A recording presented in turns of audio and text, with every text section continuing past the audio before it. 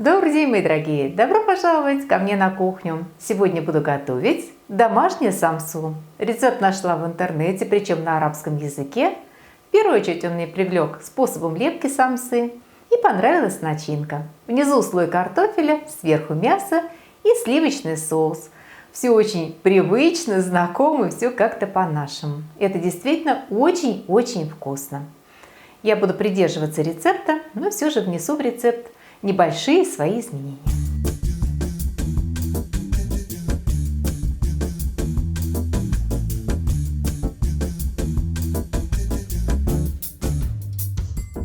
И буквально пару замечаний по рецептуре, чтобы потом было меньше вопросов. В рецепт теста входит и разрыхлитель, и сухие дрожжи одновременно. Для нас это не совсем обычно, не совсем привычно. Но я частенько сталкивалась с таким приемом. В этом случае и разрыхлитель, и дрожжи выполняют одну и ту же функцию, функцию разрыхлителя теста. То есть дрожжи также выступают в качестве разрыхлителя. Но работают они немного по-разному, и поэтому оправдано применение того и другого в составе одного теста. Как вариант вы можете готовить это тесто и вовсе без дрожжей, без разрыхлителя, то есть исключите то и другое.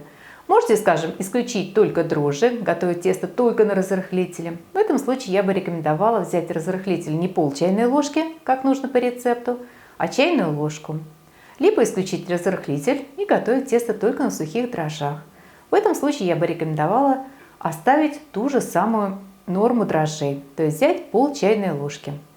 И напомню, что дрожжи нужны именно моментальные, те, которые добавляются в муку, не активные, поскольку активные дрожжи требуют предварительного разведения. Приготовить эту самсу вы можете с вашей любимой начинкой, поскольку эта начинка, может быть, кому-то покажется не совсем правильной, не совсем такой обычной. Попутно замечу, что на канале есть отдельное видео, посвященное самсе. Там я и леплю самсу таким более привычным, более классическим способом. И начинка там более классическая, более привычная. Ссылку поставлю в описании под этим видео. Можете зайти и посмотреть. Можете приготовить самсу по тому варианту. Можете оставить этот способ лепки, а начинку взять из того рецепта. Ну а теперь давайте готовить. Для теста нам понадобится 2 стакана муки, стакан 250 мл, общий вес муки 320 граммов.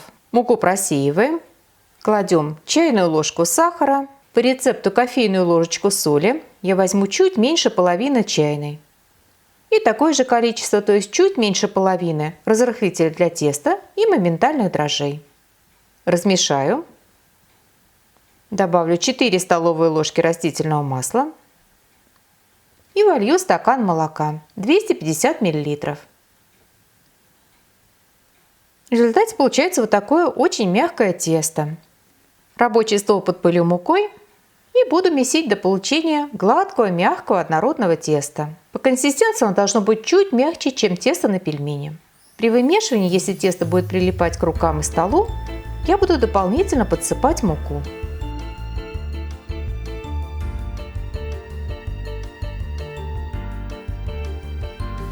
Вот такое мягкое тесто у меня получилось в результате. Кладем тесто в миску, накрываем и оставляем минут на 30 для отдыха. А мы тем временем подготовим начинку. Для начинки я возьму 3 крупных клубня картофеля.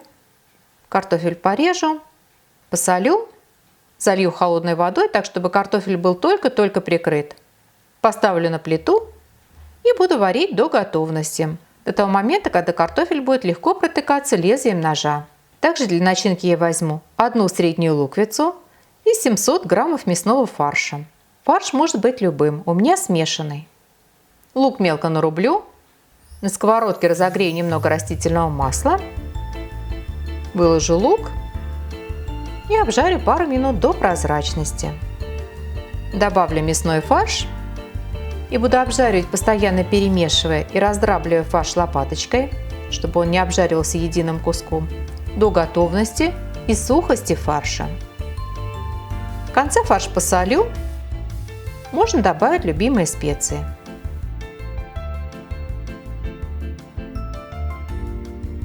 Обжаривать буду до сухости фарша. Обжаренный фарш отложу.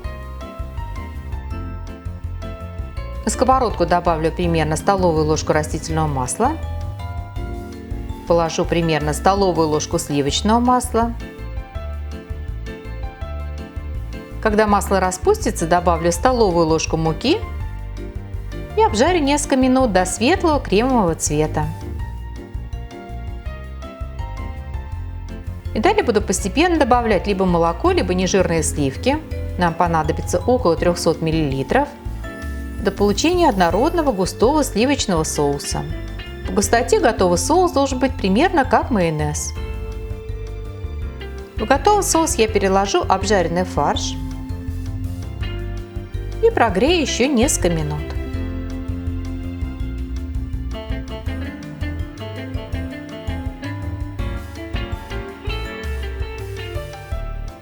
В результате получилась вот такая густая мясная начинка. Очень вкусная и сочная. Когда картофель будет легко протыкаться лезвием ножа, он готов. Картофель солью, верну кастрюлю на огонь, положу кусочек сливочного масла и подсушу.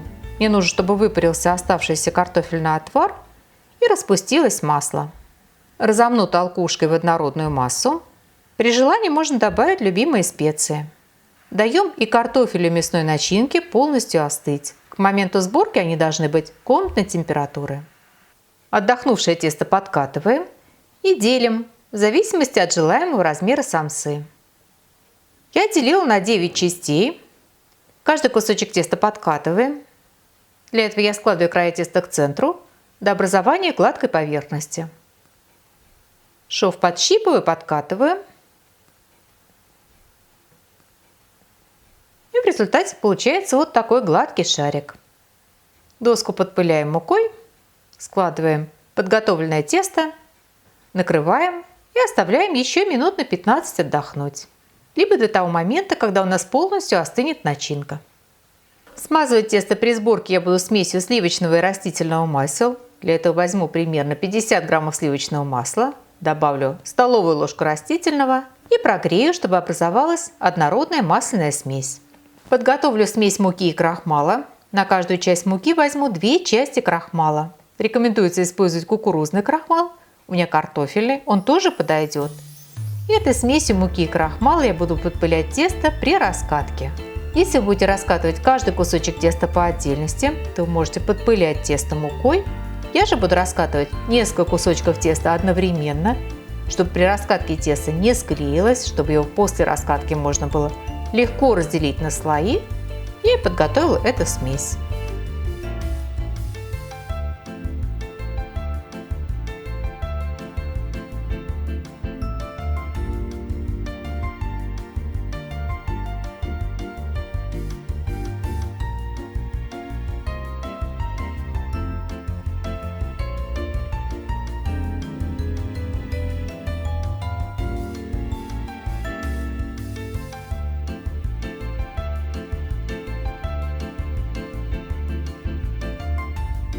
Я буду раскатывать 4 кусочка теста одновременно.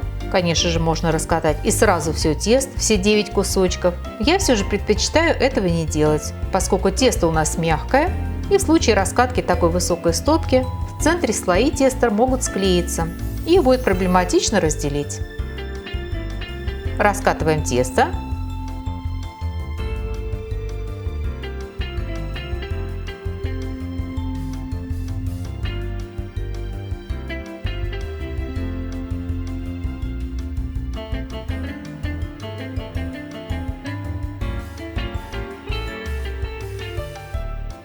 С раскатного теста стряхну лишнюю муку.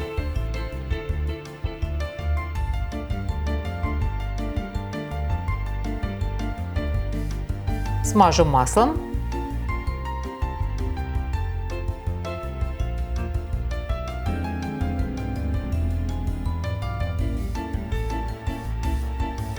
Переверну.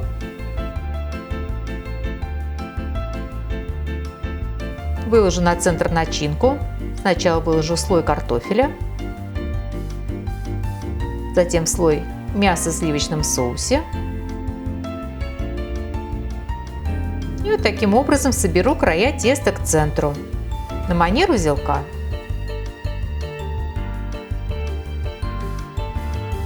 Перекручу и аккуратно расправлю складки теста.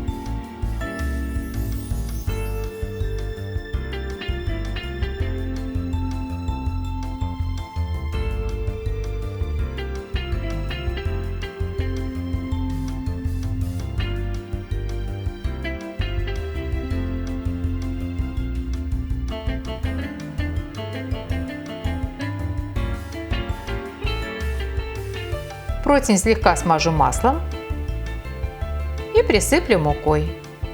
Выложу самсу, сверху слегка смажу маслом и поставлю противень в предварительно разогретую до 200 градусов Цельсия духовку примерно на 20 минут до того момента, когда самса станет красивого золотистого цвета.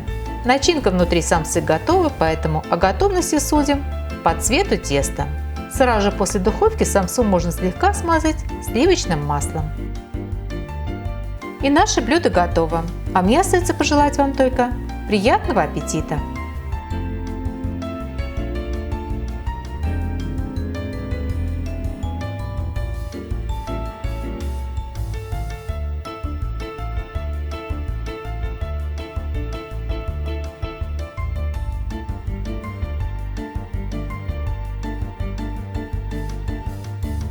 Спасибо, что были со мной, смотрели видео. И всего вам самого-самого доброго. До новых встреч, до новых видео.